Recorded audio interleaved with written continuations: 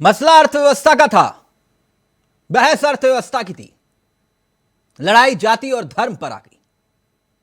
खैर, हम जाति और धर्म की लड़ाई में हिस्सा नहीं लेंगे, हम बात करेंगे अर्थव्यवस्था की। इसमें कोई दो राय नहीं कि हम पांचवी अर्थव्यवस्था, दुनिया की सबसे बड़ी अर्थव्यवस्थाओं में से एक, हम दुनिया की सबसे तेजी से बढ़ती अर्थव्यवस्थाओं में गिने जाते हैं, इसमें भी कोई दो राय नहीं। सरकार कल्याणकारी योजनाओं पर जोर दे रही है, इसमें भी कोई दो राय नहीं। लेकिन एक बड़ा लेकिन है, और वो लेकिन यह है कि महंगाई, बेरोजगारी, बढ़ती गरीबी, यह भी एक चिंता का विषय है। सदन के भीतर जब अर्थव्यवस्था की चिंता को लेकर जिक्र और फिक्र हो रहा था, तब उस वक्त विपक्ष यह दावा कर रहा है कि अर्थव्यवस्था का बंटा धार हो गया, और सरकार यह दावा कर रही है कि हम कोरोना काल के बाद जितनी तेजी से उभर रहे हैं, यह सबसे तेजी से उभरती अर्थव्यवस्था हिंदुस्तान की है। हालांकि आज महंगाई के मोर्चे पर एक राहत भरी खबर भी आई।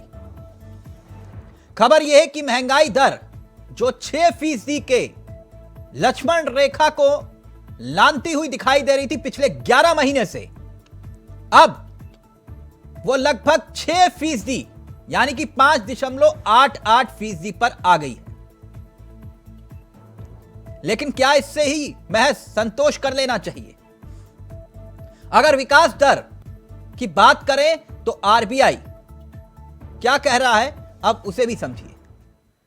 2023 के लिए जो अनुमान लगाया गया था विकास दर का, वो 7.1% था, और अब उसे घटा दिया गया है 6.8%। और तीसरी तिमाही इसका अनुमान 4.6% था,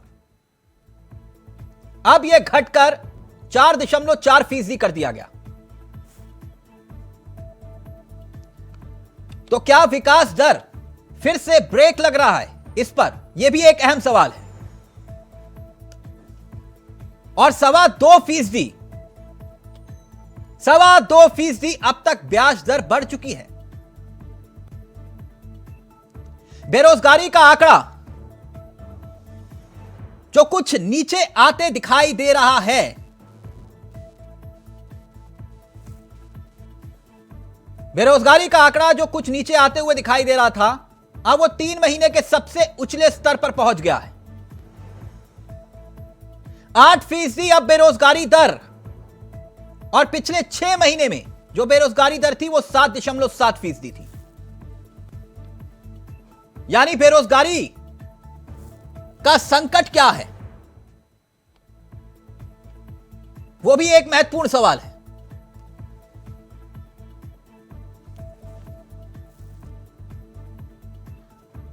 देश की अर्थव्यवस्था मजबूत या कमजोर, आज इसी पर हम चर्चा कर रहे हैं। और अर्थव्यवस्था पर चर्चा इसलिए भी जरूरी है क्योंकि अर्थव्यवस्था पर चर्चा के दौरान जो वार पलटवार हुआ, क्या चिंता है या फिर मजाक?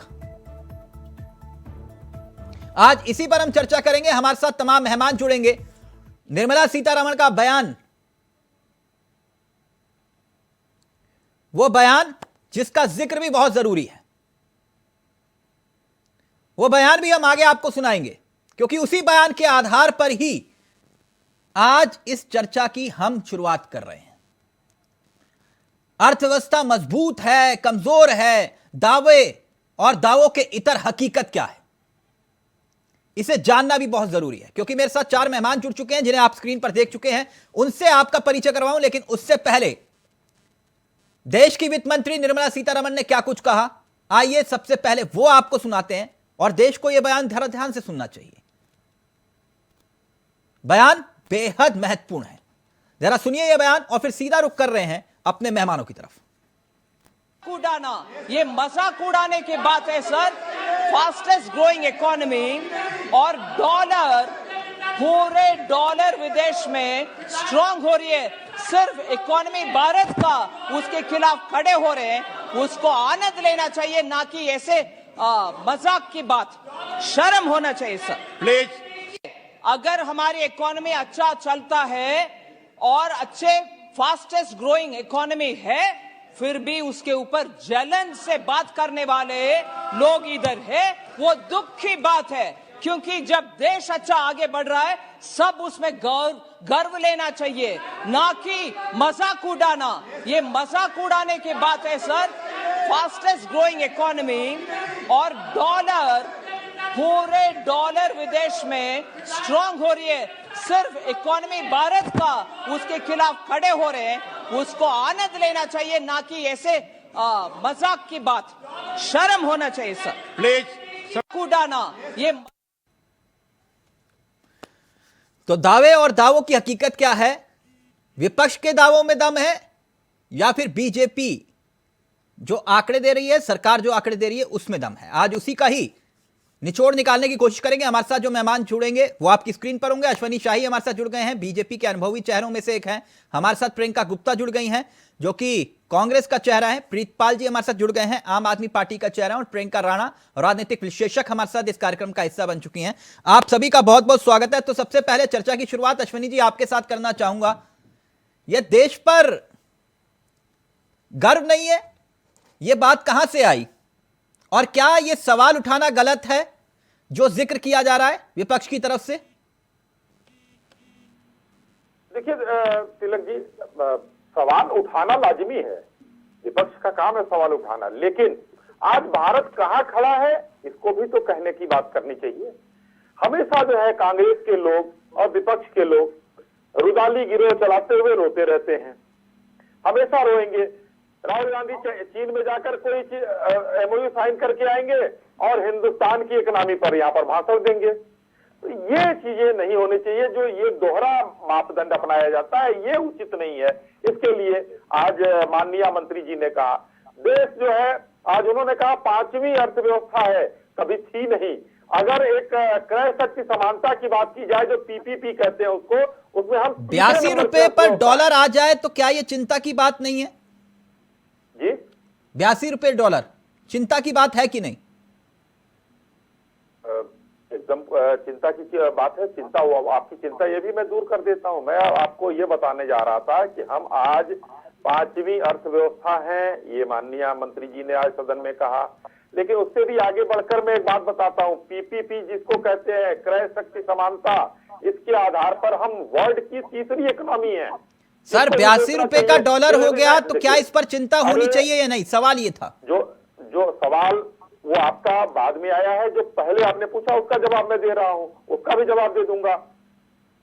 अब पॉइंटेड सवाल आपने पूछा, मैं उसका भी जवाब दूंगा। लेकिन आप नहीं अश्वनी जी गुस्सा मत होइए, मैं तो इसलिए ये बात कर रहा था क्योंकि 2013 में जब 62 रुपए का डॉलर होता था तब भी आप सवाल उठाते थे। सुनिए, सवाल उठाएंगे। और आज हम क्या कर रहे हैं इसको भी देखिए। आज हिंदुस्तान ने जो 82 का डॉलर हो गया, उस डॉलर को आज जिस तरीके से क्वेश्चन मार्क लगाया है पूरे हिंदुस्तान में, आज माननीय मंत्री जी ने क्या कहा कि अकेला रुपया है जो उसके सामने खड़ा हुआ है। तो क्या आप मुझे ये समझा रहे हैं कि ये रुपया मजबूत हो रहा है?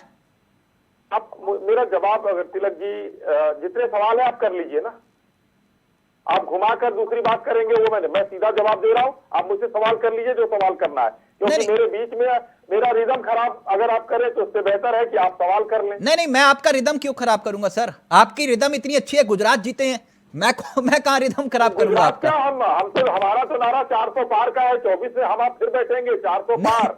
मैं आपकी बात से एग्री करता हूं, लेकिन मैं सिर्फ इसलिए मैंने ये सवाल उठाया, मैं क्योंकि प्रियंका जी के पास जाऊं, मेरे पास सवाल है। मैं इतना समझना चाह रहा था आपसे कि 2013 में जब 62 रुपए का डॉलर हुआ करता था, तब आप जो बयान देते थे वो तो आप सबके सामने, मैं बार बार उसको प्ले नहीं कर सकता, लेकिन तब सवाल जायज था। लेकिन आज आपको बुरा लग रहा है, क्यों? आज सवाल जायज नहीं है। मेरा सवाल इतना था। देखिए, डॉलर का हिसाब भी मैं आपको दे दूंगा। डॉलर जब देश आजाद हुआ है तब से लेकर और आज तक का मैं ईयरली हिसाब दे दूंगा कि कब कितना बढ़ा। एक साल में कितना बढ़ा, लेकिन उस समय कोई उपाय नहीं किया गया। आज क्या उपाय किया जा रहा है उस पर विचार करने की जरूरत है। इसको जनता को जानने और बताने की जरूरत है। आज क्या उपाय किए जा रहे हैं? आज उपाय किया जा रहा है देश में। उस समय हिंदुस्तान में कितने देशों से रुपए में व्यापार होता था, जरा बताइए। आज 22 देशों में हम व्यापार करने की स्थिति में है, कर रहे हैं रुपए से। आज जो है डॉलर की स्थिति, आप इसकी संवेदनशीलता को समझिए तिलक जी। 22 देशों में हम व्यापार कर रहे हैं रुपए से, आप डॉलर के पीछे पड़े हैं, 82 रुपया हो गया। अरे डॉलर वाले तो रो रहे हैं। आज बाइडेन जो है भारत के सामने एक तरह से, सामने से ना हो लेकिन अंदर से नतमस्तक है। आज स्थिति खराब हो चुकी है उनकी। हम लोगों ने शुरुआत किया, हम लोगों ने सिर्फ शुरुआत किया है जो रूस और यूक्रेन युद्ध के बाद रशिया से हमने जो रूबल और रुपए का व्यापार शुरू किया। आज डॉलर आप देखिएगा नहीं, आप कह रहे हैं डॉलर वाले रो रहे हैं, मतलब मैं समझा नहीं। आप नहीं समझ पाएंगे क्योंकि आपको समझना नहीं है। डॉलर वाले इसलिए कि डॉलर, और ये पूरी बात अगर आ गई, ये लाइन जो मैंने बोला, ये लाइन आप समझते तो ये सवाल नहीं होता कि डॉलर कुछ दिन बाद जो आप तुलना करते हैं ये बीते जमाने की चीज हो जाएगी। हिंदुस्तान ने जो चीज किया है, आज आपका रुपया स्टैंड कर रहा है। आज आपका रुपया जो है पूरे विश्व में एक पर्याय बन रहा है। आज डॉलर की जो मोनोपोली थी, हिंदुस्तान ने जो काम किया है, हिंदुस्तान ने जो बेहतर व्यवस्थाएं की है, रुपया आपका ऊपर उछल कर जा रहा है डॉलर की मोनोपोली को खत्म करता हुआ। ये 82 रुपए, 92 रुपए और 62 रुपए का सवाल तिलक चावला जी अश्वनी शाही से नहीं करेंगे। आप कहेंगे कि रुपया कितना शानदार चल रहा है। तिलक जी, अच्छा। इस पर भी ध्यान देने की जीत है। मतलब डॉलर की कहानी खत्म कर देंगे आप? डॉलर की कहानी, डॉलर में उसमें हम छेद कर चुके हैं नाव में, और नाव में एक छेद ही जो है बहुत भारी होता है। 22 देशों में, आप इसका मतलब समझ रहे हैं तिलक जी? 22 देशों में आज हम व्यापार कर रहे हैं रुपए से। वीजा कार्ड, प्रियंका गुप्ता जी, अश्वनी जी बात रख रहे हैं, आप मुस्कुरा रहे हैं। पहली बात, जो बात वित्त मंत्री कह रही हैं, आप लोगों को गर्व होना चाहिए। आप लोग माखौल बना रहे हैं, आप लोगों को गर्व होना चाहिए। आप देश की अर्थव्यवस्था को देखकर जलन महसूस कर रहे हैं, जल रहे हैं आप। तिलक जी, अश्वनी जी यहाँ पर बैठ के कह रहे हैं 22 देशों से व्यापार कर रहे हैं। इनसे पूछिए हम निर्यात क्यों कम कर रहे हैं, हम आयात ज्यादा कर रहे हैं। अगर इनके पास डाटा है तो निकाल ले कि हम सामान खरीद ज्यादा रहे हैं, बेच कम रहे हैं, तो ऑटोमेटिकली हमारी जो इंटरनेशनल मुद्रा है वो कम हो रही है। और आप ये आज से, आपको जो 2014 था तब आपको इतना ज्ञान नहीं था इस बात का, तो आपको नहीं समझ में आ रहा था कि डॉलर मजबूत हो रहा है, रुपया गिर रहा है। जब रुपया गिरता था तब डॉलर मजबूत होता था। ये ज्ञान तो आपको तब भी होना चाहिए था, नहीं था। खैर छोड़िए, अब बताइए, आम आदमी का खर्चा ज्यादा और उसकी जो इनकम है वो कम हो रही है, तो कहाँ से इकोनॉमी बढ़ रही है? क्या देश की 5वीं बढ़ती अर्थव्यवस्था नहीं है हम? कैसे अर्थव्यवस्था, क्या बढ़ती अर्थव्यवस्था नहीं है देश की हम? जीएसटी से आदमी दबा जा रहा है, शटर बंद कर रहा है दुकानों से, कैसी अर्थव्यवस्था बढ़ रही है भाई, जब आप अपने व्यापारियों को ही नहीं संभाल पा रहे हैं। आप ये बताइए कि आप किस तरह की अर्थव्यवस्था है जहाँ एजुकेशन उत्तर प्रदेश से आप देखिए निचले पायदान से कहीं दूसरे नंबर पे है, हेल्थ में उत्तर प्रदेश निचले पायदान से नंबर 2 पे है। आप बताइए कि जो हंगर इंडेक्स, अगर पूरे देश में 9 लाख बच्चे हैं तो यहाँ उत्तर प्रदेश में 4 लाख है, और उसके बावजूद भी हंगर इंडेक्स में हम पूरे, आप मान के चलिए पाकिस्तान से भी पीछे है। और कहा जाता है कि ये जो नापने का तरीका है ये गलत है। नहीं प्रियंका जी मेरा ऑब्जेक्शन है। ना मेरा इसमें ऑब्जेक्शन है। ना मेरा ऑब्जेक्शन है। एक मिनट अश्वनी जी, आपके बोलने से पहले मैंने बोल दिया। एक मिनट रुकिए। बिल्कुल नहीं। मैं एक मिनट अश्वनी जी, किसका बता रही है ये हास्यास्पद बात है तिलक जी। अश्वनी जी एक मिनट प्रियंका जी, कांग्रेस के लोग और ऊपर से कांग्रेस के प्रवक्ता कितनी गंदी सोच रखते हैं अपने देश के लिए। प्रियंका जी एक मिनट, प्रियंका जी, संस्कार दिए हैं। प्रियंका जी एक मिनट, एक मिनट। आज हमारे नेता ने कहा है ये इंदिरा कांग्रेस नहीं है, ये गांधी जी की कांग्रेस नहीं है, ये इटली की कांग्रेस है। आज हमारे मध्य प्रदेश के नेता ने कहा है ये लोग प्रधानमंत्री की हत्या करने की बात करते हैं और आज यहाँ पर आकर ये माखौल उड़ा रही है। आज ये माखौल उड़ा रही है। शर्म आनी चाहिए। प्रधानमंत्री की हत्या की बात आपके नेता करते हैं। राजा मध्य प्रदेश का जो आपका पूर्व मंत्री थे वो हत्या करने की बात करते हैं प्रधानमंत्री की। यही करेंगे आप लोग। शर्म आनी चाहिए कांग्रेसियों को। और कांग्रेस पार्टी बंद होने जा रही है। 2-4 साल में कांग्रेस पार्टी बंद। मतलब आप लोगों की नौकरी खत्म। को डिरेल ना करे, कृपया इकोनॉमी के मुद्दे पे रहें। एक मिनट, प्रियंका जी, प्रियंका जी, जवाब देने पड़ेंगे तो आप इधर उधर अश्वनी जी एक मिनट, बात मत कर। प्रियंका जी एक मिनट, आप दोनों का ऑडियो नीचे, एक मिनट प्लीज प्लीज। अश्वनी जी, आप पढ़े लिखे प्रवक्ताओं में गिनता हूं जो आंकड़ों से बात करते हैं, पहली बात। और दूसरी बात ये प्रियंका राणा जी, जो दूसरे देश, खासतौर पर पाकिस्तान जैसा देश जो खुद टुकड़ों का मोहताज हो, जो दूसरों के टुकड़ों पे पलता हो, उस पाकिस्तान देश से हिंदुस्तान की तुलना मत करिए। मेरी गुजारिश है आपसे, उस पाकिस्तान जैसे देश से जो खुद दूसरों के टुकड़ों पे पलता हो, उससे क्या हमारे देश की तुलना होनी चाहिए? प्रियंका राणा जी प्लीज। अब ये वो एक अलग विषय है, मैं उस पर अभी नहीं जाना चाह रहा। अपनी बात रखिए आंकड़ों के साथ, फिर मैं प्रीतपाल जी के पास जा रहा हूं। प्लीज मेरी गुजारिश है आपसे, बाकी आपका विवेक।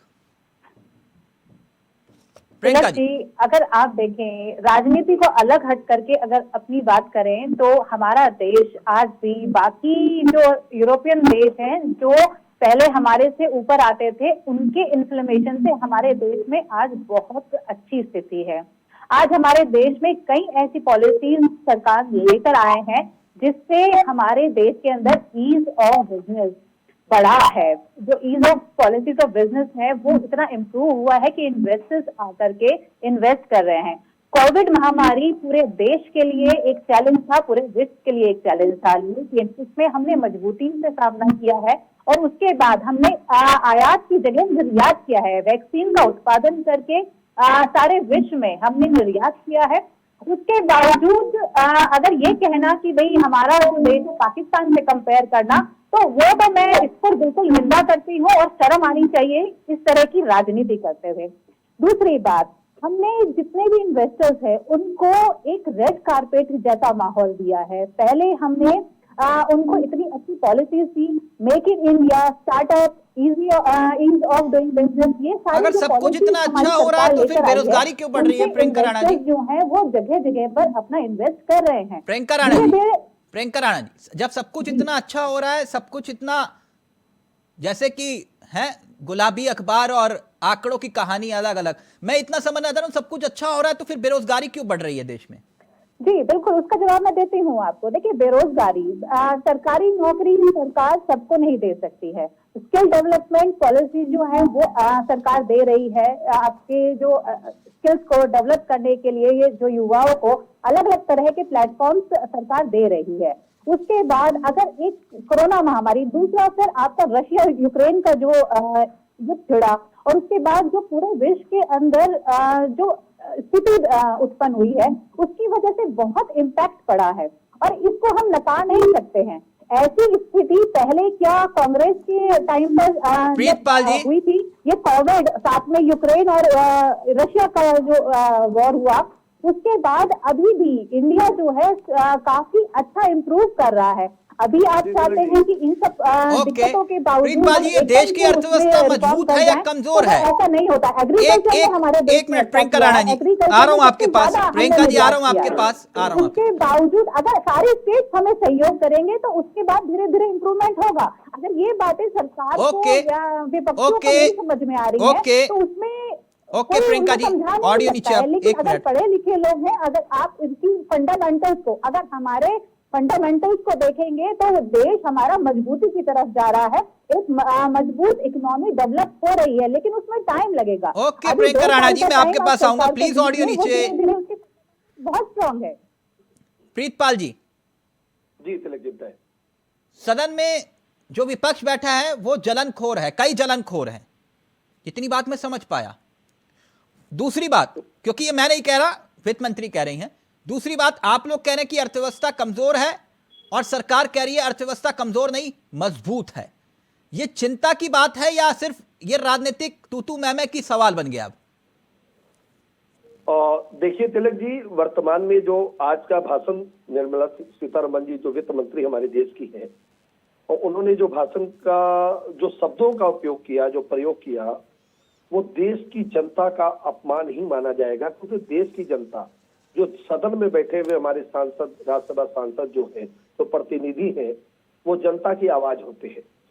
वहां पे देश की वित्त मंत्री को काफी गंभीरता से इस बात को रखना चाहिए। जो जिम्मेवारी देश ने उनको दे रखी है उस पर चर्चा करनी चाहिए। ये वही वित्त मंत्री है तिलक जी, जब कोरोना काल में देश की महिलाओं को 500 रुपए उनके खाते में डाल के पूरा महीना घर चलाने की बात करती थी।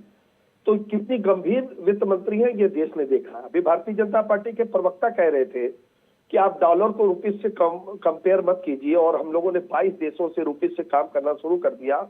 मैं इनसे पूछना चाहता हूं कि जो रिलायंस कंपनी को जो हमारे देश से क्रूड ऑयल जो पैदा करती, जो डीजल पेट्रोल हमारी भारत की धरती से जो पैदा करती है, उसको ठेका इन्होंने रुपीज में दे रखा, और खरीदते किससे हैं? वो खरीदते हैं डॉलर से। अगर इस पे भी वो झूठा लाना चाहे तो गूगल कर ले, गूगल से उनको जानकारी हो जाएगी।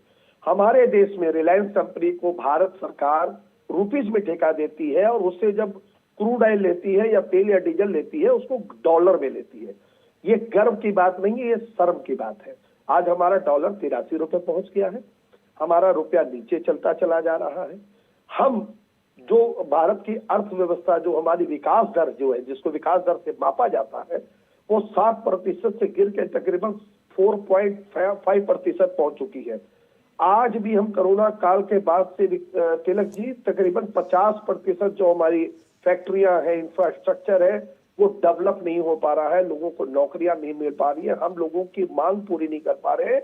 आपने देखा होगा दिवाली या जो भी त्योहार बीच में निकले हैं उसमें कमाई, भारी भरकम कमाई अगर किसी ने, लेकिन अब तो महंगाई दर नीचे आ रही है प्रीतपाल जी। अमेजॉन और फ्लिपकार्ट, प्रीतपाल जी, महंगाई दर तो नीचे आ रही है, जो पिछले 11 महीने से 6.12% के आसपास हुआ करती थी, अब वो 11 महीने के बाद नीचे आई है 5.88%। कि नहीं आई? नहीं बिल्कुल, आप किस तरह कह सकते हैं सर? ये तो सीजनल मैटर है ना। महंगाई दर कृषि से अच्छा, तो मतलब जब महंगाई बढ़ती है तब सीजनल नहीं होता? नहीं बिल्कुल, ये तो सेंट्रल गवर्नमेंट की पॉलिसी से निर्भर करता है ना। हमारे शरीर में फुंसी फोड़ा ना बन जाए, इसका इलाज हमको करना चाहिए। जब फुंसी की फोड़ा बन जाती है और नासूर बनने लगती है, तब इनको याद आता है कि हमको ये करना है। अब गेहूं की एक स्थिति ये आई थी कि देश में गेहूं की कमी होने जाए, आज भी हम बाहर से मंगवा रहे हैं। एक समय ऐसा आया था कि बाहर हम भेजना शुरू कर दिए थे। जब किसानों ने कहा कि इस बार खेती कम हुई है, फिर भी इन्होंने बाहर जाना गेहूं को कम नहीं किया, बंद नहीं किया। रिलायंस कंपनी लगातार किसानों से सस्ते। क्या सरकार कल्याणकारी योजनाएं चला रही है कि नहीं चला रही प्रीतपाल जी? ये पैसा कहां से आ रहा है?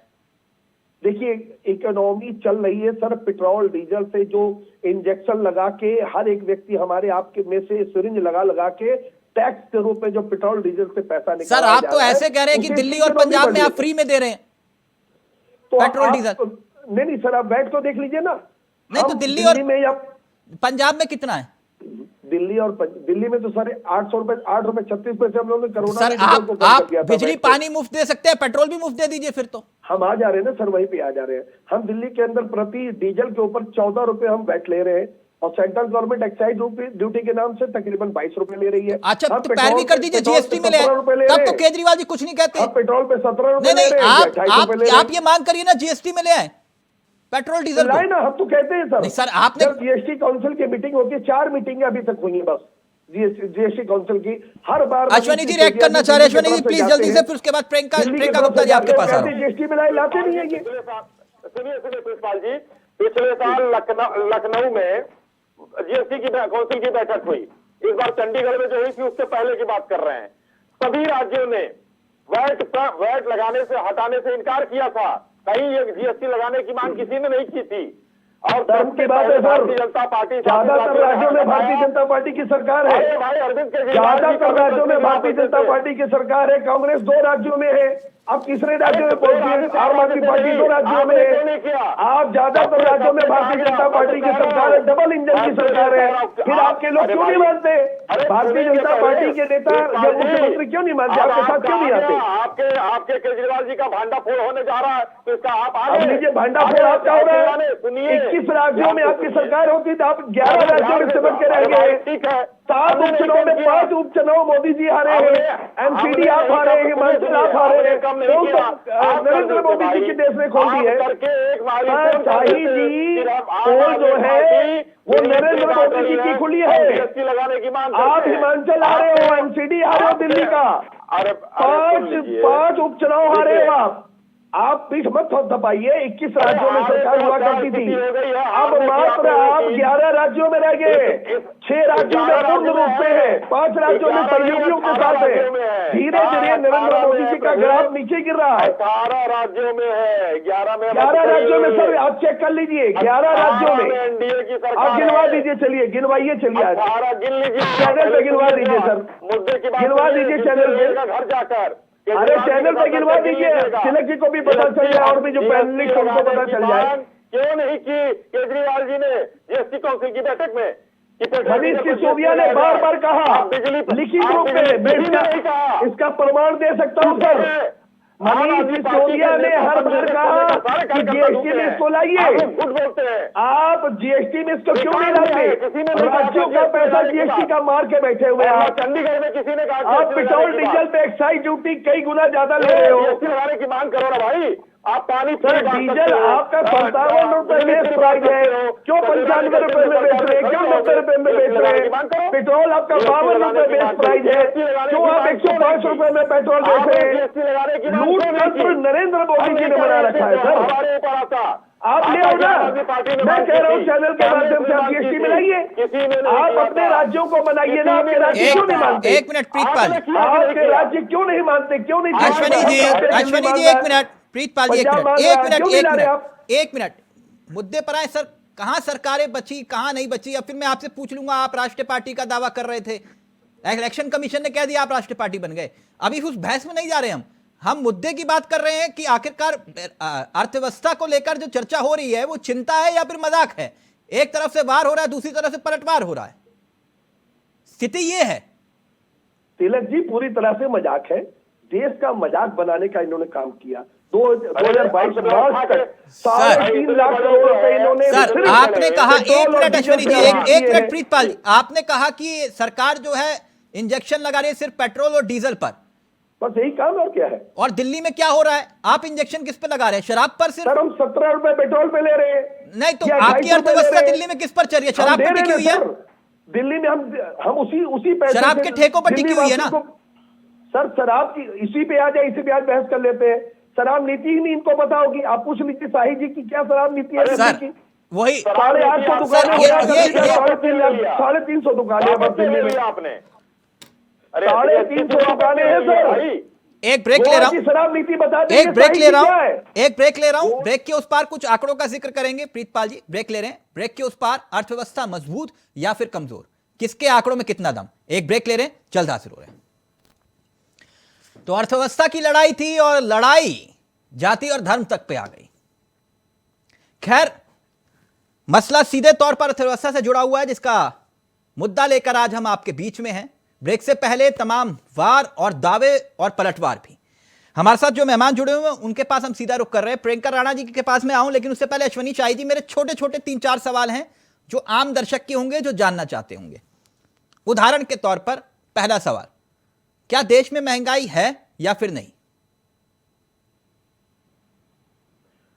देश में इस समय महंगाई दर अपने आप में बता रहा है कि आज आप ही ने कहा 5.588 आज का आंकड़ा आया है। एक समय ऑल टाइम महंगाई कांग्रेस के जमाने में थी, 13% से ऊपर खुदरा महंगाई गई थी, वो भी याद है। और आज हम 6% से नीचे ले आए हैं, तो ये एक सरकार की सफलता है। 11 महीने तक 6% यानी कि लक्ष्मण रेखा जो है वो उससे आगे थी, ये भी तो सच्चाई है। एकदम सच्चाई है। और इसका एक अगर हम ये देखें तो वैश्विक स्तर पर महंगाई थी, इसको हमने कम करके इधर ले आए हैं हम। ये महंगाई हिंदुस्तान में ही नहीं है, वैश्विक स्तर पर महंगाई है, जिसके कई कारण हैं। उधर कोरोना कारण था, कोरोना खत्म हुआ तब तक, यानी महंगाई है, आप इस बात को स्वीकार कर रहे हैं? 5.88 हम लेकर आए हैं, हमने 6% से कम किया। आरबीआई ने ये आंकड़ों में माना जाता है कि 6% से नीचे अगर आप ले आ रहे हैं तो यानी कि महंगाई आपका बेहतर है, महंगाई आपके यहाँ बहुत कम है। बहुत कम है। अच्छा, बेरोजगारी दर कम है या ज्यादा? बेरोजगारी दर हमारा 7.77 चल रहा था, अब 8% हो गया सर। कितना बढ़ा जरा बताइए? 0.0% में बढ़ा। और देश की जनसंख्या कितनी बढ़ी? देश में जो है इस तरीके पूरे विश्व में इस समय आप देखिए रिसेशन का दौर चल रहा है, हर बड़ी बड़ी कंपनियां निकाल रही हैं, वो उससे हिंदुस्तान अभी अछूता है। वैश्विक महामारी के बाद आज उभर कर आए हैं और उस उभरने में हिंदुस्तान नंबर 1 है, जो सबसे पहले उभर कर आया। और अकेले नहीं, हमने कई देशों को उबारा, जो कि एक कहा जाता है वैक्सीन डिप्लोमेसी के साथ। आज इसने भी हिंदुस्तान को विश्व के सामने ओके, सीना तान के प्रियंका गुप्ता जी वो किया है। ये कह रहे हैं हमने अपनी अर्थव्यवस्था को तो उभारा ही, लेकिन जिन्हें जरूरत थी हमने उनको भी सहारा दिया। और आप जलते हैं इन बातों को लेकर कि देश ही नहीं दुनिया में भी मोदी का डंका बज रहा है। तिलक जी, जो 2014 के पहले जो चश्मा पहनते थे वो अलग था, अब चश्मा ये अलग पहनते हैं, अलग लेंसेज का। 2014 से पहले इन्हें महंगाई लगती थी जब सिलेंडर 415 में था। आज इनको जो है ना 7 साल बाद, 7 से 8 साल बाद ये वही सिलेंडर 1100-1200 रुपए में खरीद रहे हैं, तब इनको महंगाई नहीं लगती। तो ये इनका चश्मा है, जनता का चश्मा नहीं। दूसरी चीज मैं आपको ये बताऊं कि जो किराने का बजट होता है ना आम आदमी का, वो 68% ज्यादा है। और ये महंगाई की जब तुलना विदेशों से करते हैं, तो विदेशों जैसी रोडें भी दे दो भाई हमें, विदेश जैसी स्वास्थ्य सुविधाएं भी दे दो हमें, विदेश जैसी एजुकेशन भी दे दो हमें। तो भाई आप विदेश से तुलना कर रहे हैं कि महंगाई तो विदेश से कम है। अरे विदेश से क्यों तुलना करते हैं आप? अपने देश के जो आम लोग हैं उन तक सुविधाएं तो पहुंचाइए साहब। ये एक अच्छा ट्रेंड है कि विदेश से कम, भाई देश में जो सुविधाएं, अभी तो आप पाकिस्तान से तुलना कर रही थी मैडम। मैं वही आज दिलाना चाहता था, अभी तो पाकिस्तान से ये कर रही थी। ये भी है दोहरा चरित्र कांग्रेस का। ये मैं नहीं कर रही हूँ, आप ही क्या कर रहे हैं? विदेश से तुलना है, न्यूज पढ़ते नहीं है। अगर आप तो न्यूज पढ़े तुलना नहीं है कि बांग्लादेश से पीछे हैं हम, पाकिस्तान से पीछे हैं, तो ये मेरे आंकड़े नहीं है भाई साहब। चैनल को गलत चैनल है आप। देखते हैं। आपको लग रहा है ये कांग्रेस के आंकड़े है ना, पर कांग्रेस के नहीं, ये आपकी सरकार के आंकड़े हैं। जो आपकी सरकार आंकड़े देती है ये वो आंकड़े हैं, कभी उन पर भी फोकस कर लिया करिए। आप तो बस विदेश की यात्राओं में लगे रहते हैं या विदेश के आंकड़ों में लगे रहते हैं। अरे विदेश जैसी सुविधाएं नहीं दे सकते तो आप इस तरह की बातें भी ना करें, जनता को अनाप शनाप बरगलाए ना। और आप बताइए कि जब पेट्रोल डीजल के दाम, क्रूड जो इंटरनेशनल मार्केट है, 6 महीने में 25% पेट्रोल के दाम कम हो गए, जनता को क्या राहत नहीं मिलनी चाहिए? आप बता दीजिए, यहाँ बैठे हुए या जितने चैनल में लोग बैठे हुए वो बता दें क्या क्या जनता को राहत नहीं मिलनी चाहिए? एलपीजी के रेट 40% कम हो गए, जनता को राहत नहीं मिलनी चाहिए? कहाँ से चल रहा है? मिलनी चाहिए कि नहीं मिलनी चाहिए? तो जी आप ये बताइए, इसके जिम्मेदार कौन है? इसके जिम्मेदार आप लोग हैं। एक कृत्रिम महंगाई बढ़ा रखी है, लोगों से वसूल कर अपने मित्रों का कर्जा माफ कर देते हैं आप, और बात करते हैं आप बड़ी बड़ी यहाँ बैठ के। ये लोन दिया किसने कहा? ये लोन किसने बांटा था? जनता के एक बात बता दीजिए, ये फोन से लोन बांटा किसने था? चिदम्बरम जी जो गोभी उगाते थे गमले में, उन्होंने बांटा था ये लोन, फोन से लोन। हमने माफ नहीं किया, एक मिनट राइट ऑफ किया है, उसकी वसूली कर रहे हैं, उनकी संपत्तियां बेच। अच्छा एक मिनट प्रियंका जी, एक मिनट प्रियंका जी, मैं प्रियंका राणा जी के पास जाऊं। 1 मिनट प्रियंका गुप्ता जी, प्रियंका गुप्ता जी, प्रियंका गुप्ता जी, बातें कर रहे हैं गोभी की। प्रियंका गुप्ता जी, पेट्रोल से याद आया, श्री गंगानगर में क्या रेट चल रहा है? ये तो 108 रुपए से ऊपर है। नहीं, मैं तो सिर्फ पूछ रहा था आपसे, आप नाराज मत होइए। अच्छा, वो जो आपने कहा कि महंगाई, गैस सिलेंडर और ये, वो 500 रुपए का सिलेंडर जो गुजरात में देने वाले थे वो हिमाचल में देंगे कि नहीं? देखिए हिमाचल में जो जो वादे किए गए हैं वो सब पूरे होंगे। अगर पुरानी नहीं, आपने गुजरात में कहा 500 रुपए का देंगे, मैं तभी पूछ रहा था हिमाचल में देंगे कि नहीं 500 का? हमने नौकरियों का जो वादा किया है वो हम देंगे, जो हमने वादे किए उससे कहीं पीछे नहीं उठेंगे। वो मैडम, जानी जाती है, गरीब है जनता, तो विश्वास इसीलिए जनता परेशान है, क्योंकि जो वादे करती है वो निभाती है। महंगाई की मार है। बेहतर आप अपने राज्य में 500 रुपए का सिलेंडर देंगी कि नहीं देंगी, मैं ये पूछ रहा हूं। राहत राहत तिलक जी जो वादे किए वो देंगे, जो हमारे घोषणा पत्र में वादे मतलब 500 रुपए का सिलेंडर नहीं मिलेगा हिमाचल वालों को, गुजरात वालों को ही मिलना था। अगर ये सवाल आप बेहतर होता कि ये सवाल आप अश्वनी जी से पूछते ना। मैडम, मेरे को जो सवाल मुझे जो सवाल पूछना है मैं पूछ लूंगा, आपके सलाह की जरूरत नहीं है मैडम। हमारे तो 3 मुझे मालूम है मुझे क्या सवाल किनसे क्या करना है। इनकी तो पूरे देश में सरकार है, वो डबल इंजन की सरकार है। मैडम, आपकी जहां सरकार है मैं उस मॉडल का जिक्र कर रहा हूं। बिल्कुल, जो मॉडल हमने पेश किया है, जो हमने छत्तीसगढ़ में पेश किया है, जो हमने छत्तीसगढ़ में 500 रुपए का सिलेंडर मिल रहा है क्या? और वो मॉडल यही है कि हमने जो कहा वो किया। हाँ, मतलब अपने राज्यों में 500 रुपए का सिलेंडर नहीं देंगे, लेकिन हाँ जहां चुनाव होगा वहां आप घोषणा पत्र में कहेंगे कि महंगाई बहुत है, हम 500 रुपए का सिलेंडर दे देंगे। लेकिन जहां राज्य में सरकार बन जाएगी वहां नहीं कहोगे हमने किया ही नहीं वादा। सिलेंडर फिर देंगे तिलक जी, वो वक्त आएगा, आप बैठेंगे डिबेट में और मैं बैठूंगी, जिस समय सिलेंडर फिर से 500 रुपए का हो जाएगा। चलिए, हाँ, लेकिन जहां जिस राज्य में है वहां नहीं देंगे आप। ओके ओके ओके, प्रीतपाल जी, ये जो फ्री की रेवड़ियों वाला मसला है, देश के प्रधानमंत्री ने भी जिक्र किया, तो ये अर्थव्यवस्था को चोट पहुंचाता है कि नहीं पहुंचाता? ये पैसा कहां से आता है? ये पैसा भी तो जनता का ही है ना, कि ये भी फ्री ले लो वो भी फ्री ले लो, बस वोट हमें दे दो। तिलक जी, जो ये फ्री की रेवड़ी की जो प्रधानमंत्री ने जो चर्चा चलाई देश के भीतर, मैं पहले क्लियर कर दूं, जो चाहे भारतीय जनता पार्टी के विधायक हो, सांसद हो, चाहे किसी भी पार्टी के विधायक सांसद हो, उनको बाकायदा बिजली जो है हर महीने एक निर्धारित तरीके से दी जाती है मुफ्त में। उनको यात्राएं मुफ्त दी जाती हैं, रेल यात्रा, हवाई जहाज यात्रा, बिजली का खर्च, हर तरह के खर्च जो है वो उनको दिए जाते हैं जनता के टैक्स के पैसे से। जबकि ये वेलफेयर स्टेट है। हमारी पार्टी का ये मानना है ये सब सुविधाएं खत्म होनी चाहिए। अगर अरविंद केजरीवाल उनके टैक्स के पैसे से मात्र 1200 करोड़ रुपए का बजट आता है दिल्ली में प्रति वर्ष, जिसमें बिजली, पानी, आपका शिक्षा, स्वास्थ्य, कैसी पार्टी और जो सुविधाएं अगर हम दे रहे होते हैं वो जनता के टैक्स के पैसे से दे रहे होते हैं। और फायदा दिल्ली का एक ऐसा मॉडल हम लोगों ने पेश किया तिलक जी, जो हम लोगों ने बजट को भी कई गुना बढ़ा दिया। सीएजी जो सेंट्रल गवर्नमेंट की एजेंसी है, उसने कहा कि दिल्ली की पहली ऐसी सरकार है देश के 29 राज्यों में जो अकेले अपने बल पर बिजली, पानी और कई सुविधाएं मुफ्त देने के बाद, शिक्षा, स्वास्थ्य मुफ्त देने के बाद भी अपने बजट को सरप्लस कर रही है, यानी दिल्ली को कर रही है। 7,000 करोड़ के घाटे में, बिजली बोर्ड भी 22,000 करोड़ के घाटे में, पानी थोड़ा धैर्य रखिए, आपको जानकारी कम है, जानकारी का अभाव है।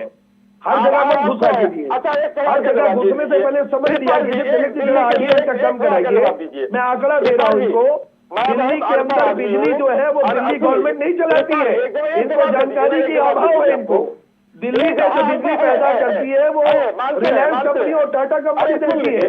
दिल्ली की सरकार उनको सब्सिडी देती है जनता को, 1200 करोड़ रुपए की सब्सिडी देती है और जनता से करीबन 7-9,000 करोड़ रुपए का आप टैक्स हम लोग अर्जित करते हैं। और सेंट्रल गवर्नमेंट 1 लाख करोड़ रुपए का, 1.5 लाख करोड़ रुपए का प्रति टैक्स लेती है और दिल्ली की जनता को देती क्या है?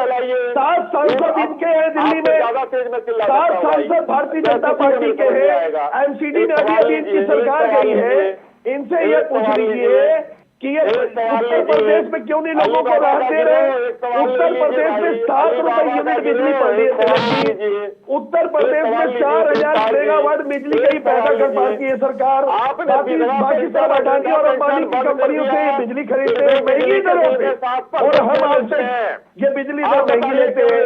उत्तर प्रदेश में 26,000 मेगावाट बिजली की खपत है। प्रीतपाल जी, एक मिनट अश्वनी जी, एक मिनट मिनट प्रीतपाल जी। हमने मुफ्त बिजली दी, मुफ्त पानी दिया, मुफ्त स्वास्थ्य दिया, मुफ्त सर, शिक्षा दी, सर, उसके बाद भी सरप्लस किया। सर, ये सीएजी की रिपोर्ट है, मैंने सिर्फ सेंट्रल आपसे गवर्नमेंट पूछा की रिपोर्ट है, कि तिलक जो जी, मुफ्त की हमारी रेवड़ियां आप रिपोर्ट नहीं है। बांटते हैं वो कहां से बांटते हैं? अपने घर से तो ला के लिए। जनता के टैक्स, जनता का हमारे पैसा बाप ना के घर के सर, पैसे नहीं आता। सर ये एक जनता एक के मिनट, टैक्स के पैसे से एक पैसा मिनट, आता है। एक मिनट सर, एक मिनट। मैं आपसे वही कह रहा हूं, जो बात आप कह रहे हैं कि ये मुफ्त की रेवड़ियां नहीं है। जैसे कि आपने कहा कि भैया हम यहां से अयोध्या के लिए बस चला देंगे, हम वहां के लिए बस चला देंगे, जहां मंदिर, जिस मंदिर में जाना है आपको घुमा देंगे। दिल्ली से अमृतसर की भी कोई बस है फ्री की? बिल्कुल है सर। है। आप अमृतसर साहब जाना चाहे, चर्च जाना चाहे, हाँ, मंदिर जाना हाँ, चाहे, कहाँ मस्जिद तो जाना सर चाहे, ये तो दिल्ली के जो अपनी लेबर जेब है, से दे जो सकता है बुजुर्ग उसे भी है, आप कह रहे हो कि मुफ्त में घुमाएंगे तुम्हें। क्या टैक्स पेयर नहीं है? एक मैं आपसे दिल्ली कह रहा हूं की जो महिला अपनी मर्जी 60 से वर्ष की अगर उम्र होने के बाद अगर दिल्ली की सरकार को टैक्स देती आ रही है, अगर वो पवन अपनी कुमार मर्जी बन के से अरविंद केजरीवाल मुफ्त में उनको यात्रा करा नहीं रहा है, करना तो चाह क्यों रहा, बोलेंगे इस पे? मुफ्त में यात्रा नहीं करना चाह रहा, लेकिन आप कह रहे हो कि तुम्हें मुफ्त में यात्रा करवाएंगे। अरे सर, दिल्ली के 3.5 लाख जो बुजुर्ग है तिलक जी, आपकी वो मुफ्त अनुमति से यात्राओं को सवाल ले का चुके मतलब हैं। ये रेवड़ियां नहीं है। मुफ्त यात्राओं को ले ओके चुके ओके, हैं। प्रियंका राणा जी, तिलक प्रियंका राणा जी, आपकी अनुमति से एक सवाल प्रिंसिपाल जी से था, उसके बाद आगे बढ़ जाए हम लोग। एक सवाल खाली था। इन्होंने 2014 के 15 के बाद से आए हैं, विधवा पेंशन, वृद्धा पेंशन सब बंद कर दिया है, लेकिन 7% वही पेंशन का सरचार्ज दिल्ली वालों के बिजली के बिल में ये क्यों लेते हैं? वो पैसा कहां जाता है? वो टैक्स पेयर का पैसा नहीं है। मैं जवाब दे दूं शाही जी? प्लीज जल्दी से प्रीतपाल जी, प्लीज जल्दी से, फिर प्रियंका राणा जी के पास जाओ। इनके जानकारी में थोड़ा अभाव है, क्योंकि ये व्हाट्सएप यूनिवर्सिटी से पढ़ के आते हैं। मेरी जानकारी में तो एकदम अभाव है। मैं बता रहा हूँ, अभाव जवाब है। ले लीजिए सर, जवाब लीजिए, सवाल दिया तो जवाब लीजिए। कोई भी विधवा पेंशन या वृद्धा पेंशन या विकलांग पेंशन बंद नहीं की गई है। नई योजना के तहत जो नया बढ़ना है वो अभी रोका गया है, वो बढ़ेगा। और दिल्ली के अंदर देश का पहला राज्य है जो 2,500 रुपए वृद्धा पेंशन देता है और विधवा ठीक, पेंशन ओके देता है, विकलांग पेंशन ओके देता है। ओके ओके, भारतीय प्रियंका राणा जनता जी, पार्टी के जितने राज्य हैं वो 500 रुपए मात्र देते हैं। आप ओके 2,500 रुपए देते हैं। ओके वो प्रीतपाल जी, ऐसा नहीं एक मिनट। करते। प्रियंका राणा जी, दिल्ली के प्रियंका राणा जी, टैक्स क्विक को रिएक्शन सही आपका, जगह फिर अश्वनी जी और प्रियंका गुप्ता जी आपके पास आ रहा हूं। प्रियंका राणा जी, देखिए, फ्री बीज की बात हो रही है। फ्री बीज सारी पार्टियां देती हैं, बीजेपी भी देती है। कोविड के दौरान हर घर में राशन पहुंचाना, ये सब काम बीजेपी ने भी किया है। तो ऐसा नहीं है कि फ्री बीज नहीं देते हैं। हाँ, इलेक्शन जीतना ना जीतना वो अलग चीजें होती हैं, लेकिन अगर आप फंडामेंटल्स देखें, उन पर अगर आप आंकड़े देखेंगे तो वो अलग चीजें होती हैं। अभी राजनीतिक दल हैं, राजनीति तो होगी ही, ठीक है, महंगाई बढ़ रही है, इसमें कोई दो राय नहीं है, बेरोजगारी भी है, लेकिन उनके पीछे के कारण क्या है वो आप अगर जनता को नहीं बताएंगे तो वो भी तो बताएंगे ना। लेकिन सिर्फ यहाँ पे राजनीति होती है, वोट बैंक की जो राजनीति चलती है, इलेक्शंस हैं, तो इन चीजों को हाईलाइट किया जाता है। लेकिन अगर आप देखें, अगर हमारा देश का, अगर आप जियो पॉलिटिकल चैलेंजेस देखें तो उसमें हमारा देश अच्छा कर रहा है। हमारा जो डोमेस्टिक मार्केट है वो बहुत ही बड़ा है। अगर उसमें इन्वेस्टर्स आते हैं तो आने वाले दिनों में ये बेरोजगारी की समस्या भी धीरे धीरे कम हो जाएगी। लेकिन अभी फिर वही बात आती है कि अभी तो राजनीतिक दल क्या सिर्फ सियासत हो रही है बेरोजगारी और महंगाई के नाम पर? मुद्दे को उठाना है तो वो उठा रहे हैं, लेकिन अगर आप इनकी डेप्थ में जाएंगे तो आज हमारा देश बहुत अच्छा कर रहा है। बाकी आप European countries, Priyanka Gupta ji react करना चाह रही हैं। प्रियंका गुप्ता जी रिएक्ट करना चाह रही, फिर अश्वनी जी आपके पास आ रहा हूं। रेट देखिए ना, और हमारे देश को कंपेयर कीजिए। आप पाकिस्तान से तो कंपेयर करते हैं, कैसे कैसे देशों से तो आप कंपेयर कर रहे हैं हमारे देश को। आप अच्छी वाले देशों से करके कंपेयर करके तब बताइए ना देश की जनता को कि हमारा देश कहाँ पर जा रहा है। आप पर विश्वास करके आपको वोट देता है। बात करनी होगी नौकरियों की, क्यों नहीं करेंगे हम नौकरियों की बात? हमें बात करनी होगी जिससे आम आदमी की जिंदगी में खर्चे ज्यादा है, उसकी बचत नहीं है और उसको हर चीज पर डबल पैसा खर्च करना पड़ रहा है। और उसने जो सरकार चुनी थी वो अच्छे दिनों की आस में चुनी थी। अगर आप इसी तरह से अर्थव्यवस्था के की वो जो एक पायदान होता है उसको उछलते जा रहे हैं तो फिर आम आदमी की जेब में क्यों नहीं कुछ? ऐसा नहीं महसूस हो रहा आप लोग सरकार को सलाह कम और टांग खिंचाई ज्यादा करते हैं? होता है आम आदमी का एक सिंपल गणित समझ में आती है, अगर उसकी जेब में पैसा आ रहा है तो मतलब अर्थव्यवस्था ठीक चल रही है। किसकी जेब में पैसा जा रहा है अगर अर्थव्यवस्था ठीक चल रही है तो? प्रियंका राणा जी, आम आदमी की बचत क्यों नहीं हो पा रही है? आम आदमी को नौकरियां क्यों नहीं मिल पा रही है? लोगों को खाना खाने में भी मुझे लग रहा है कि अब दिक्कतें होने लगी है लोगों को। जहाँ 2 सब्जी खाते थे वहाँ 1 सब्जी पे आ गए। प्रियंका राणा जी क्विक रिएक्शन, फिर उसके बाद अश्वनी जी आपके पास आ रहा हूँ। आटा महंगा, दाल प्रियंका महंगी, गुप्ता जी चावल की महंगा, आवाज थोड़ी कम आ रही है, लेकिन फिर जितना भी मुझे समझ में आया है, देखिए राजनीतिक दल है, राजनीति करेंगे, लेकिन मुझे जनता को आप ठीक से अपोजिशन तो कीजिए, आप ठीक से लोगों को समझाइए तो कि आखिर आप इन मुद्दों पर बात कर रहे हैं, क्योंकि अगर आप इन्फ्लेमेशन की बात कर रहे हैं, अगर महंगाई की बात कर रहे हैं, बेरोजगारी की बात कर रहे हैं, तो क्या पूरे देश को पता नहीं है कि हमारे देश जो है कोविड से जूझ रहा था? क्या आपको ये नहीं पता है कि विश्व के अंदर किन कारणों से ये इन्फ्लेमेशन बढ़ रहा है?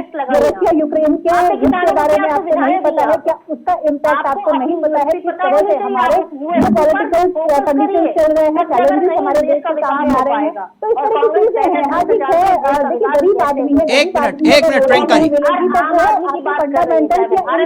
प्रियंका गुप्ता जी, प्रियंका राणा जी, एक मिनट ऑडियो बदलाव करने की एक एक करके अपनी बात को रखिए, एक एक करके। अश्विनी जी, जो बात प्रियंका राणा जी कह रही हैं उसी बात को मैं आगे लेकर आ रहा हूं। और विपक्ष ये कहता है, ये आरोप लगाते हैं कि हर बात को लेकर, हर सवाल का जवाब आपसे अर्थव्यवस्था के बारे में पूछें कि अर्थव्यवस्था क्यों चरमरा रही है, आप कहते हैं कि कोविड। महंगाई क्यों बढ़ रही है, आप कहते हैं कोविड। बेरोजगारी क्यों बढ़ रही है, आप कहते हैं कोविड। देश में हालात क्यों बिगड़ रहे हैं, आपने कहा कोविड। लेकिन वर्ल्ड बैंक की एक रिपोर्ट है, वर्ल्ड बैंक की रिपोर्ट जो दावा कर रही है, क्योंकि वर्ल्ड बैंक की रिपोर्ट्स अक्सर आप लोग दिखाते हैं, मैं इसलिए इसका जिक्र कर रहा हूं। कोविड के चलते दुनिया भर में जितने लोग गरीबी रेखा के नीचे गए, उसमें से 80% भारतीय हैं।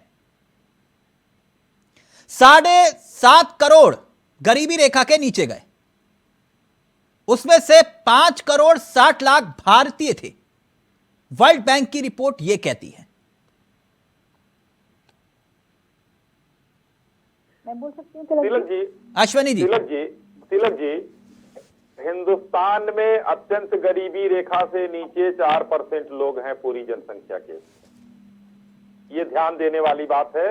और पूरे विश्व में आप आंकड़े निकाल कर देख लीजिए, कहां कितनी गरीबी इस कोविड के बाद आई है।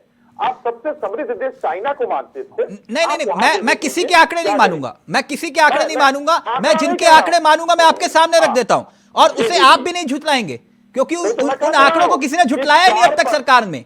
मैं बता देता हूं, सर कार्यवाहक दायित्रे होस बोले, उन्हीं का आंकड़ा बोलता हूं। 10% लोग देश की 57% कमाई हत्या लेते हैं। 50% लोगों के पास 13% कमाई महज 13%। 21 करोड़ लोग गरीबी रेखा के नीचे चले गए। ये आंकड़ा मेरा भी नहीं है, ये तो दायित्रे हास बोल रहे हैं। अगर वो गलत बोल रहे तो आप बोलिए गलत बोल रहे हैं। होस बोले जी ने कोई आंकड़ा देखा होगा, मैं नहीं जानता, लेकिन मेरे पास जो आंकड़ा है मैं उसकी बात कर रहा हूं। मैं किसी की बात नहीं कर रहा। आपने वर्ल्ड बैंक सरकार तो सर झुटलाया नहीं, आप उस आंकड़ों को झुटला रहे हैं। सर मैं कहां झुटला रहा हूं, मैं अपने आंकड़े दे रहा हूं। तो ये तो उन्हीं के आंकड़े हैं कि 21 करोड़ लोग गरीबी रेखा के नीचे चले गए। मैं क्यों कौन होता हूं उनके आंकड़ों को जो है मुहर लगाने वाला? उनके आंकड़े हैं, लेकिन मेरे आंकड़े हैं 4% के। मैं 4% का आंकड़ा दे रहा हूं। लेकिन उसके बाद दूसरी एक लाइन और सुन लीजिए मेरी। हिंदुस्तान अकेला देश है जिसने ऑल टाइम सबसे ज्यादा सैलरी का इंक्रीमेंट दिया, 4.6%। और सऊदिया, चाइना, ब्राजील, ये कोई भी 3.8 से ऊपर नहीं है। चीन 3.8 है, चाइना है, वियतनाम है 4%, 3.4% है ब्राजील, और 2.3% है सऊदी अरेबिया। 4.6% सैलरी हिंदुस्तान की बढ़ी है सबसे ज्यादा। सर तीसरी बात मैं अगर सैलरी बढ़ी है तो वही तो बात मैं वही तो मैं सवाल कर रहा हूं आपसे सर। सवाल इनसे ले लीजिए मेरा। तिलक जी मेरा एक सवाल ले लीजिए इनसे। इनसे ये सवाल एक ले लीजिए मेरा, तिलक जी। अरे आपने जवाब नहीं दिया। इनको ये बताइए कि देश में जो हमारे देश की जो सैलरी है वो अगर 25,000 एक अमूमन माना जाए तो उसमें 4% बढ़ने से कितनी होती है? और जहां का ये आकलन कर रहे हैं वहां प्रति व्यक्ति जो नहीं मैं अभी उस पे आऊंगा। अच्छा एक मिनट, एक बहुत महत्वपूर्ण बयान, एक महत्वपूर्ण बयान। मेरे पास वक्त बहुत कम है। प्रीतपाल जी मुझे कार्यक्रम वाइंड अप करना। एक बहुत इंपॉर्टेंट बयान है। 1 सेकंड, सबका ऑडियो नीचे। एक बहुत महत्वपूर्ण बयान आप लोगों ने सबने शायद सुना होगा, लेकिन देश के सामने वो बयान एक बार फिर से मैं प्ले करना चाहूंगा। और वो बयान है बीजेपी के दिग्गज सुशील मोदी साहब का सदन के भीतर उन्होंने आज 2000 के नोट को लेकर क्या कुछ कहा, प्लीज प्ले करिए। 1000 का नोट बंद हो गया तो 2000 के नोट के प्रचलन का कोई औचित्य नहीं है। और अब तो सरकार डिजिटल ट्रांजैक्शन को भी बढ़ावा दे रही है। इसलिए मेरा सरकार से आग्रह है कि फेज्ड मैनर में 2000 के नोट को ग्रेजुअली और विड्रॉ कर लिया जाना चाहिए। जनता को मौका दिया जाना चाहिए साल 2 साल का कि जिनके पास भी वैध तरीके से 2000 का नोट है उस नोट को वो एक्सचेंज कर सकते हैं और एक निश्चित समय सीमा के बाद। अश्वनी जी, मैं चिप विप की बात में नहीं जाऊंगा। ये 2000 का नोट आप ही के बीजेपी के सांसद कह रहे हैं। कोई पहली बार के सांसद या पहली बार के विधायक या बहुत लंबा अनुभव और तजुर्बा है, चूक हुई 2000 के नोट को लेकर। अश्वनी जी का ऑडियो प्लीज। नहीं, कोई उन्होंने चूक होने की कोई बात नहीं की। उन्होंने एक अपनी राय रखी है कि अब 2000 का नोट भी लोगों ने जो है जहां जहां रखा हुआ है, कम से कम अब एक चीज है कि जितने नोट है वो गिनती में तो है, पिछली सरकारों की तरह तो नहीं फिर है ये क्यों कह रहे हैं कि बंद कर देने चाहिए 2000 के नोट? वो जहां है, नहीं, वो जहां भी जिसके पास है वो निकाल के बड़े नोट को बंद करने की मांग की है उन्होंने। नहीं, क्या नहीं पता गुप्ता जी आपके पास, सीबीआई आपके पास, आपको एक मिनट, प्रियंका गुप्ता जी, ये 2000 के नोट से क्या भ्रष्टाचार नहीं बढ़ा? कैसा भ्रष्टाचार बढ़ा बताइए, कहाँ भ्रष्टाचार बढ़ा? तो फिर सुशील मोदी जी क्यों बंद करने के लिए कह रहे हैं कि बंद करने के लिए कह रहे हैं? बड़े नोट बंद करके 500 का चलाना चाहिए। नहीं तो क्यों कह रहे हैं? कोई तो आधार होगा ना। कोई आधार उन्होंने कहा कि बंद कर देना चाहिए। बंद क्यों कर देना चाहिए? इन दोनों में डिफरेंस। अरे भाई जब नोट गिनती में आ गए, सब कुछ ऑर्डर में हो गया, कितना लाभ हुआ। चलिए, थैंक यू सो मच। ये अर्थव्यवस्था का सवाल, ये सवाल ही है सदन के भीतर, सदन के बाहर, चुनावी मुद्दों में। और ये मुद्दे हर बार बनते हैं, महंगाई, बेरोजगारी, और जनता के बीच आप लोग प्रीतपाल जी, प्रियंका जी, इन्हीं मुद्दों के आधार पर चुनाव लड़ते हैं और जनता ही तय करती है कि किसके मुद्दे में कितना दम। महंगाई आज से 10 साल पहले, 20 साल पहले, 30 साल पहले, 40 साल पहले भी मुद्दा थी और आज भी है। थैंक यू सो मच, बहुत बहुत शुक्रिया प्रियंका राणा जी आपका भी, प्रियंका गुप्ता जी आपका भी, अश्वनी जी आपका भी, और प्रीतपाल जी आपका भी बहुत बहुत शुक्रिया। तो फिलहाल अर्थव्यवस्था मजबूत या कमजोर, आकलन आप खुद करिए तो ज्यादा बेहतर है, क्योंकि आंकड़े हमने आपके सामने रखे। नमस्कार, जय हिंद, जय भारत।